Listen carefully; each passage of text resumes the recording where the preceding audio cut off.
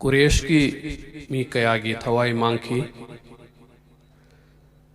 हाइबा ngamde मखोइगे माल चांग लंथुम कया मरोम मांग ताखिबनो हाइबदु मशीना मरम अम ओइदुना मखोइगे हानदगी लेजरमलिबा इज्जतसु अकाइबा लाखी मशीना मरम ओइदुना कुरेश यामना निंगबा कारमी उमेर की मचानुपा वहाब इस्लाम की यामना चावबा येकनबा मोरमी महाग अमसुंग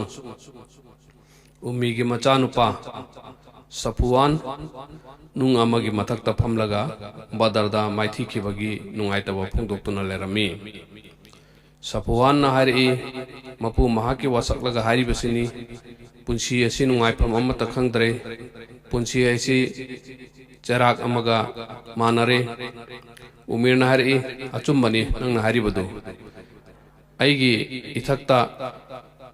सेंदोल अमना नमसिंदुना लेरी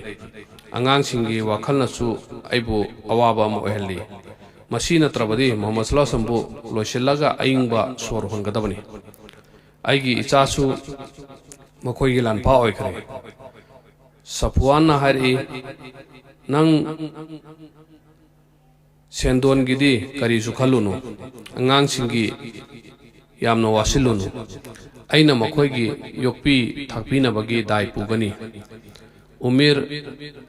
मदीना की दमक खुशान की थंगसांग मंगक्ता यानखी मफम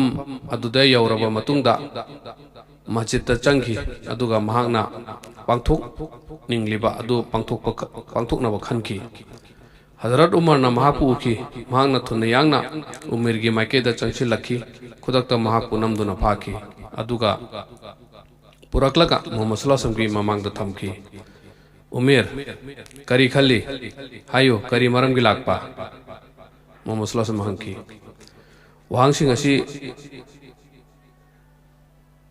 गी पाखुमदा उमेरना खुमलई इचा नुपाबु लौबा लाक्लिबनी अई अमसुंग अईगी चाबु नुंसिबियो मोहम्मद सल्लल्लाहु अलैहि वसल्लम हारि मफम असिदा थंगसांगी करी थबक लेबा थंगसांग अदु पुमलंग लंगी उमेरना हारि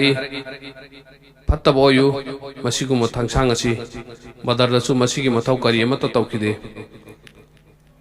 Lakpa मतमदा मसिगी वखल तौसिलुदे अइगी ngakta yanduna leramle Mohammad सल्लल्लाहु अलैहि वसल्लम हांगलई उमेर अचुम्बा दो अदु खक्ता हायो करीगी लाकलिबनु ओइदबा nganगनु ओइदबा nganglगा करी काननी उमेर हारि अई इचा नुपागी दमक लाकपनी थाजबियु अई इचागी दमक लाकजबनी मोहम्मद सल्लल्लाहु अलैहि वसल्लम हारि नंग नुंग अमगी मथक्ता फमलगा सफुवान गा करीवा लेबनखी उमेर की मनबदगी ममाई nganchilakhi मोहम्मद सल्लल्लाहु अलैहि वसल्लम हारि नंगना सफुवानदा आइबु हातकनी हाइदुना वासकलमखी अदुगा मसिगी ममल अम ओइना नंगी सेंदोल अमसुंग महागना कौथोकनी अदुगा नंगी नचासिंगी तुंगी पुंसी महागना येंगनी मसी नत्रा ताओ मदु अल्लाहना ओइथोक हल्लोय उमेर नहरी आइना साखी पिजरी नाक अल्लाहगी रसूलनी नाक अचुम्बा अमनी हाइबसी दा आइना चिंगनबा अमता लेत्रे